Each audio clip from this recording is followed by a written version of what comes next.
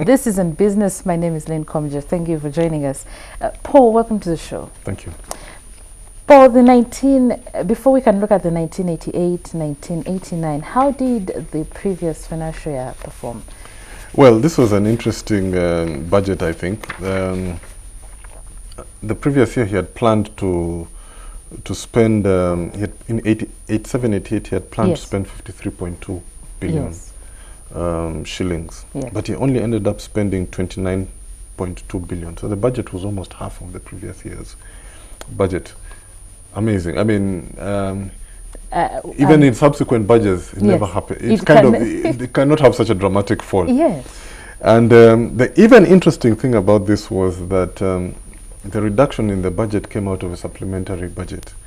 Now, what we know, or our experience of supplementary budgets now, in the last 10, 20 years, is that supplementary budgets only increase the budget.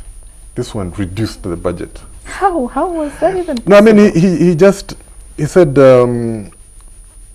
they reduced planned expenditure to cater for some unplanned expenditure. Yes. Yeah, so I would have loved to be there and asked him, actually, because his speech is a bit very thin on the explanation. Dr. Crispus Younger is still alive. You will probably need to maybe one day we should look for him. He's now he's an ambassador to China or something. But that was unusual, that the supplementary budget reduces rather than increases the budget. But I think there's a lot of shifting around, and because they weren't also collecting revenue, yet the needs of the army in the north were very urgent. Yes. So I imagine a lot of stuff got cut out, and we were not collecting enough revenue. So we cut from the ministries, passed it to the north to fight the war, while reducing the budget at the same time. Tight. Things were tight those days. Wow. Things Interesting. were really tight. So there was also a quota system that limited the country's exports.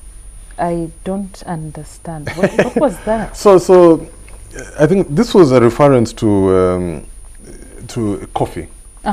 So in those days there was something called the International Coffee Organization, if I'm not wrong. Right. And this organization would have member states were coffee producers, and it would allocate how much you're supposed to produce to maintain the price at a certain level. It was an attempt by the coffee growing countries to maintain coffee price at a certain level that gives them some money. Yeah, sure. So in that system, each country was given a quota to export given its production. So of course the biggest exporters are Brazil, but you can't export everything, we give you some. Uganda, like that.